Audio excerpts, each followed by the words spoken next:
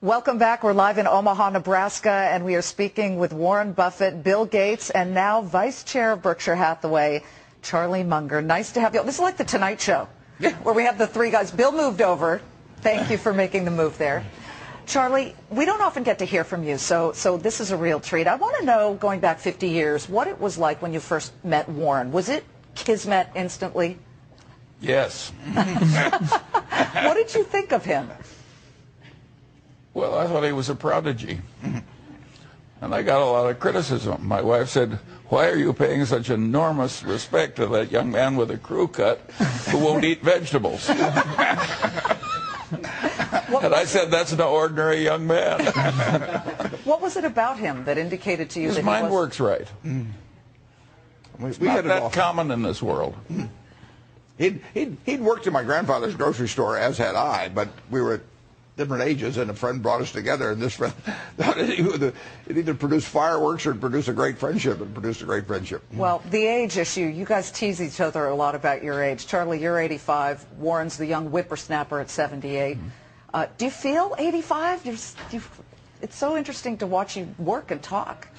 Well, I have a duty. I have to give people hope that Warren has 7 more good years in him. So I should not deteriorate any faster than I have to. Charlie, at 85, is encyclopedic about almost everything.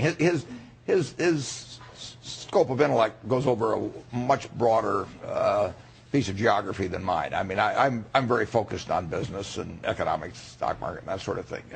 And you can talk to Charlie about almost any subject. How often do you guys speak on the phone? Well, not so much now as we used to, because we already know what the other one thinks. Yeah. No, we sort of grunt at each other like an old married couple, or something of the sort. But I resent being accused of maintaining my wits. I am a much better golfer than Tiger Woods. I have now shot my age 3 times, and that guy isn't even close. I knew he'd work it into the conversation somehow.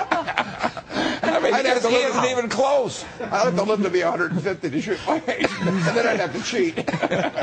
One thing you do, Charlie, though, is you push Warren to go outside his investment strategies. Sometimes you recently got him to do something he doesn't like to do, and that is invest in a company he didn't fully understand, and that was the Chinese electric car company, BYD. How did you convince him, and was he resistant to putting money into that?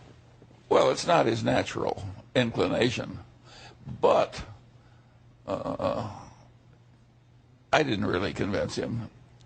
The facts convinced him.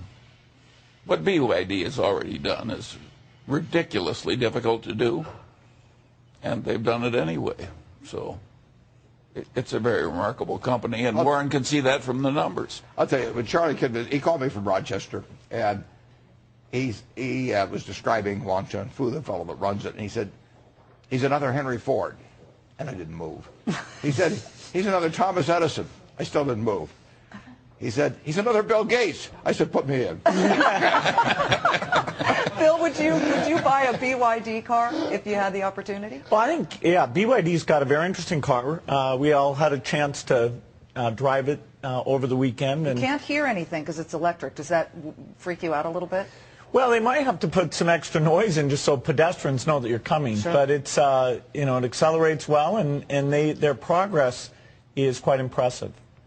Charlie, have you ever told Warren when he calls you with something where he wants to commit a great amount of capital, "Warren, that's a stupid idea and we're not doing it"?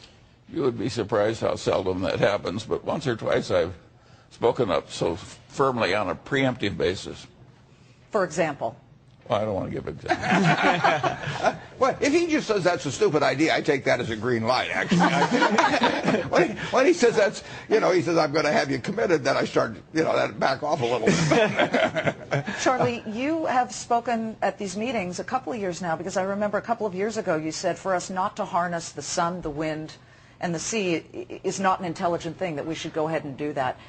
Does Warren feel the same way? And would you be looking at companies in that realm? For example, we've got the smart grid and solar. Do those types of companies interest you in this early stage of their development? Well, the companies don't interest me very much, but the field interests me enormously. it's perfect obvious that mankind should harness the sun enormously more than we have in the past. And it's perfect obvious that we should have a much better electricity grid. And I can now see those things coming on pretty fast, and I like that. We don't usually try to pick winners in fields like that, though.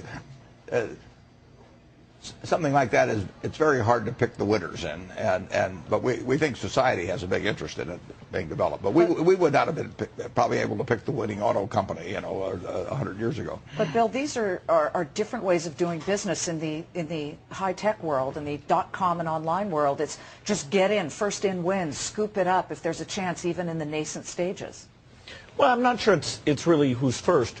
There are some people who have the right characteristics. And when Charlie met Wan Zhongfu, he thought, hey, this is a person who's got those characteristics. The culture of the company is right. They're on the learning curve. And so it's a bet on that person. I doubt that Berkshire will find so many of those that its portfolio will be heavily technology oriented. But, when you find them, it's great to go for it. Berkshire has significant positions in newspapers. So this is to the two board members sitting here, Buffalo News and the Washington Post. This is not an expanding and growth sector now. Obviously, newspapers are in big trouble. Is there a point where you turn to Warren and say, this is a shrinking sector, it's not working anymore, we need to get out? Charlie? Well, Warren already knows that. We don't need to talk about what we already both know. But we have this system that we have some investments where we don't discard them just because they're declining. So we aren't perfect Jen Rummy type capitalists that are just always discarding, always adding. We have some things that we're faithful to. We're married, so to speak. And we're married to these things, and we will play out the hand. At our age, we have to be somewhat tolerant of declining curves. I mean, you have to understand that. We think a body in decline is to be admired. Right. Bill? Particularly if they're handling it well. Well, the Washington Post, of course, is a great company with the newspapers and many other things, and they're looking at how they can move into the new world. They're doing some very interesting things. Buffalo News, I think, has handled the challenges working with their unions, figuring out how to push forward as well as any newspaper company. And this idea of being loyal to the companies that you buy 100% of, that's part of the Berkshire franchise. And people who create companies really value the commitment that gets made there.